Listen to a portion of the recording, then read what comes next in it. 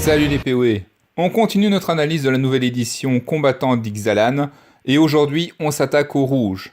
Comme d'habitude, toujours deux cotes, une pour le scellé en solo et l'autre pour le scellé en troll à deux têtes. On commence avec la mythique rouge qui est le Phénix Ravivé, une 3-4 pour 4 vol. Quand le Phénix Ravivé meurt, vous créez un jeton de créature 0-1 rouge élémental avec... Au début de votre entretien, sacrifiez cette créature et renvoyez sur le champ de bataille une carte appelée Phénix Ravivé depuis votre cimetière. Elle acquiert la célérité jusqu'à la fin du tour. C'est un excellent body récursif, on peut facilement lui donner la note de 9, aussi bien pour le solo que pour le troll à deux têtes.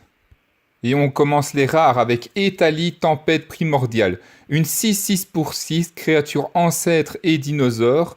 À chaque fois qu'Etali Tempête Primordiale attaque, vous exilez la carte du dessus de la bibliothèque de chaque joueur, puis vous pouvez lancer n'importe quel nombre de cartes non-terrain exilées de cette manière sans payer le coût en mana. Une 6-6 pour 6 qui vous permet de jouer 2 cartes gratuitement à chaque attaque, voire 4 cartes quand vous jouez en troll, c'est tout puissant. On peut donner la note de 8 pour le CD solo et la note de 9 pour le troll à deux têtes. Férocidonte plaqué d'argent est une créature dinosaure 8-5 pour 7 qui a la rage et qui dit qu'à chaque fois qu'elle subit des blessures, chaque adversaire doit sacrifier un permanent. Mais son body est beaucoup trop fragile et la capacité très accessoire à ce stade de la partie, une sorte de piège. On peut lui donner que la note de 3 pour le solo, voire 4 en troll à deux têtes. Casse-cou de la flotte implacable, une 2-1 pour 2, créature humain et pirate qui a l'initiative. Et quand elle arrive sur le champ de bataille, exilez la carte d'éphémère ou de rituel depuis le cimetière d'un adversaire. Vous pouvez lancer cette carte ce tour-ci et vous pouvez dépenser du mana comme il s'agissait du mana de n'importe quelle couleur pour lancer ce sort. Si cette carte devait être mise dans un cimetière ce tour-ci, à la place vous l'exilez. Dans la plupart des cas, on ciblera un removal. On peut donner la note de 7 aussi bien en solo qu'en troll à deux têtes à cette carte. Invocatrice de Tilonali est une créature humain et chaman 1-1 pour 2 qui a l'ascension. À chaque fois que l'invocatrice de Tilonali attaque, vous pouvez payer X mana plus 1 mana rouge. Et si vous faites ainsi, vous créez X jetons de créatures 1-1 rouge élémental engagée et attaquante. Au début de la prochaine étape de fin, vous devez exiler ces créatures à moins que vous n'ayez l'agrément de la cité. En résumé, il s'agit d'une petite créature avec un très gros effet. 7 est la cote qu'on pourrait lui donner pour le solo, mais également pour le troll à deux têtes. Le Soleil de Sang est un enchantement pour 3 mana. Quand il arrive sur le champ de bataille, vous piochez une carte, et tous les terrains perdent toutes leurs capacités, sauf pour les capacités de mana. Cela peut se tenter en mid-game en troll à deux têtes avec l'aspect que vous puissiez piocher une carte supplémentaire, mais cet enchantement aura du mal à trouver des victimes. On peut lui donner la note de 3 pour le troll à deux têtes. Don d'Hardiesse est un rituel pour 7 mana, qui dit que pour chaque terrain que vous contrôlez, vous créez un jeton de trésor. C'est en un mot nul. Un point en tout et pour tout est largement suffisant. Forme de dinosaure est un enchantement pour 6 mana. Quand la forme de dinosaure arrive sur le champ de bataille, votre total de points de vie devient 15. Au début de votre entretien, la forme du dinosaure inflige 15 blessures à une créature ciblée qu'un adversaire contrôle, et cette créature vous afflige un nombre de blessures égal à sa force. Ça pouvait être intéressant le fait de retardement du point de vue de remonter la pente dans les match-ups un peu trop serrés. En revanche, il semble que ce soit assez médiocre quand on joue aggro, voire même quand on joue contre un aggro. C'est donc à prendre avec des pincettes. On peut lui donner la note de 5 quand on joue en solo et de 4 quand on joue en troll à deux têtes. Et on passe à présent aux peu communes avec le précurseur de l'Empire, une 1-3 humain et soldat pour 4 mana. Quand il arrive sur le champ de bataille, vous allez chercher dans votre bibliothèque une carte de dinosaure, vous la révélez, et vous mélangez votre bibliothèque et vous posez la carte au-dessus de la bibliothèque. À chaque fois qu'un dinosaure va arriver sur le champ de bataille sous votre contrôle, vous pouvez faire que le précurseur de l'Empire inflige une blessure à chaque créature. Bon ok, le body est misérable, mais c'est sans compter sa capacité de foutre des pichenettes à toutes les créatures et de déclencher la rage des vôtres. Alors n'oubliez pas la nouvelle combo du limité avec le Polyraptor, dont nous parlerons lorsque nous analyserons le vert. Nous pouvons donner la note de 5 à 6 en solo et la note de 7 en troll à 2 têtes. Raptor à dents d'aiguille est encore un dinosaure 2-2 pour 4 qui a la rage, qui dit qu'à chaque fois qu'il subit des blessures, il inflige 5 blessures à la créature ciblée qu'un adversaire contrôle. C'est un excellent bloqueur doublé d'un moteur à synergie, le meilleur ami de la couronne de Tilomnali. On peut lui donner la note de 7 en solo et pour le troll à 2 têtes. Ivoirodonte chargeur est un dinosaure 4-4 pour 5 mana qui a le piétinement et s'il devait infliger des blessures de combat à un joueur, il inflige le double de ses blessures à ce joueur à la place.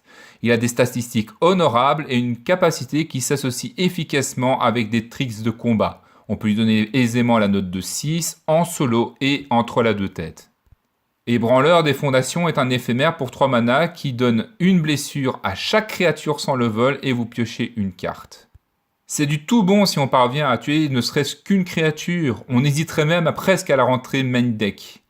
Sideboard pour le solo, mais main deck pour le troll à 2 têtes avec une note de 7.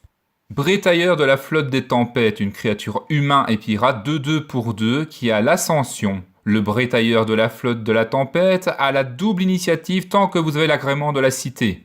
C'est une 2-2 qu'on sera même content de piocher en late game. On peut lui donner la note de 6 autant en solo qu'en troll à 2 têtes. Boucanière audacieuse est une 2-2 pour 1 humain et pirate. En tant que scout supplémentaire pour la lancer, vous devez révéler un pirate de votre main ou payer 2. À l'exception des jeux ultra aggro, ne surestimez pas trop l'importance des 2-2 pour 1. On peut lui donner la note de 6 pour le solo et le troll à 2 têtes. Voix rouge est une aura pour 2 mana qui donne plus 2, plus 1 et l'initiative à la créature enchantée. Au début de votre entretien, si vous n'avez pas attaqué avec une créature ce tour-ci, vous devez sacrifier cet enchantement. Ça peut rentrer dans un jeu offensif et encore avec les quelques doutes que l'on a sur la qualité des removals du set. On peut lui donner la note de 4 pour le solo, mais de 2 pour le troll à 2 têtes. Rage téméraire est un éphémère pour 1 mana qui va infliger 4 blessures à la créature ciblée que vous ne contrôlez pas et 2 blessures à la créature ciblée que vous contrôlez. Encore difficile de dire à présent si c'est un bon removal, eh bien ça ressemble plus à un fragment d'os amélioré qu'à autre chose. On peut néanmoins lui donner la note de 6 autant en solo qu'entre la 2 têtes. Pillage de pirate est un rituel pour 4 mana qui demande un coût supplémentaire, c'est-à-dire défausser une carte. Vous piochez alors 2 cartes et vous créez 2 jetons de trésor. Ça vous permet d'améliorer vos chances de sortir vos meilleurs spoilers, mais attention au contresort, comme il s'agit d'un coût supplémentaire, vous serez obligé de vous défausser d'une carte au préalable. On peut donner la note de 5 en solo, mais à 4 pour le troll à 2 têtes. Raptor à col solaire est une créature dinosaure 1-2 pour 2 qui a le piétinement, mais vous pouvez y payer 3 pour qu'il gagne plus 3 plus 0 jusqu'à la fin du tour. C'est une petite créature qui ne brillera pas toujours face au jeu aggro, mais qui aura une certaine utilité face au mur adverse. On peut lui donner la note de 4 pour le solo, mais de 3 pour le troll à 2 têtes. Ruée de crête-corne est un dinosaure 4-4 pour 5 qui a la célérité tant que vous contrôlez un autre dinosaure. C'est un bon haut de curve pour aggro, on peut lui donner la note de 5 autant pour le solo que pour le troll à 2 têtes. Raptor d'Oraska est un dinosaure pour 4 mana 3-4 qui ne fait rien de plus. Vous avez donc une créature moyenne que vous pourrez encore utiliser pour les jeux solo à concurrence d'un score de 5 et de 6 pour le troll à 2 têtes. Crashmore à Jabot est un dinosaure 3-2 pour 3 mana qui a la rage. À chaque fois qu'il subit des blessures, il inflige 2 blessures à l'adversaire ciblé. C'est une excellente carte dans une optique aggro. On peut facilement lui donner la note de 6 en solo et 6 en troll à 2 têtes également. Couronne de Tilonali est une aura pour 2 mana. Quand il arrive sur le champ de bataille, il inflige une blessure à la créature enchantée et la créature enchantée gagne plus 3 plus 0 et a le piétinement. Il permettra de faire quelques bonnes interactions, mais globalement ça reste assez faible. On lui laisse la note de 3 pour le solo et de 2 pour le troll à 2 têtes. Brandon Fanatic est une créature 1-1, gobelin et pirate qui a la célérité. Vous pouvez l'engager et la sacrifier pour infliger une blessure à une cible, créature ou joueur. Une 1-1 pour 1, c'est non. Mais ok si vous voulez faire une pichenette à des 3-1 vol vampire. On peut lui donner la note de 2 pour le solo, ou encore le laisser en sideboard, et la note de 3 pour le troll à 2 têtes. Pionnier Gobelin est une 2-1 pour 2 mana, Gobelin et Pirate, qui a la menace. Un bon drop à 2 pour Pirate, eh bien, il était temps. Allez, on lui donne 5 pour le solo et le troll à 2 têtes. Corsaire Bravache est une créature humain et pirate, 2-2 pour 3. Si vous avez attaqué avec une créature ce tour-ci, vous pouvez activer sa capacité saccage et il arrivera avec un marqueur +1/+1 sur lui. C'est assez solide dans un aggro, on peut lui laisser la note de 5 pour le solo et le troll à 2 têtes.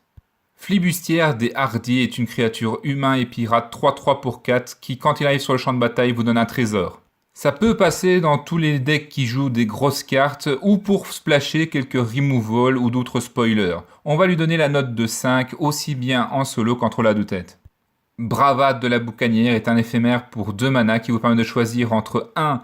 La créature ciblée gagne +1/+1 et acquiert l'initiative jusqu'à la fin du tour, ou le pirate ciblé gagne +1/+1 et acquiert la double initiative jusqu'à la fin du tour.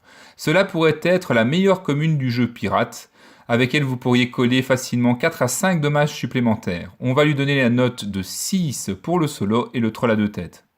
Canonnade est un éphémère pour 3 mana qui inflige 4 blessures à la créature ciblée. C'est un bon outil de gestion, vous pouvez la mettre la note de 7 autant pour le solo que pour le troll. Mutinerie est un rituel pour un mana rouge qui dit que la créature ciblée qu'un adversaire contrôle inflige un nombre de blessures égal à sa force à une autre créature que ce joueur contrôle. C'est une bonne manière de gérer une créature tout en conservant le bon tempo. On peut donner à cette carte la valeur de 5 aussi bien pour le solo que pour le troll à 2 têtes. Fracasser, une carte d'éphémère qui permet de détruire l'artefact ciblé pour 2 mana. C'est une carte de side bien sûr et vous pouvez la mettre éventuellement main deck en troll à 2 têtes avec une valeur de 3. Et on arrive ici au top 5 des communes. En premier, nous avons Canonnade, puis en 2, Bravade Boucanière, en 3, Crash-Mort à Jabot, en 4, la Mutinerie, et en 5, Pionnier Gobelin.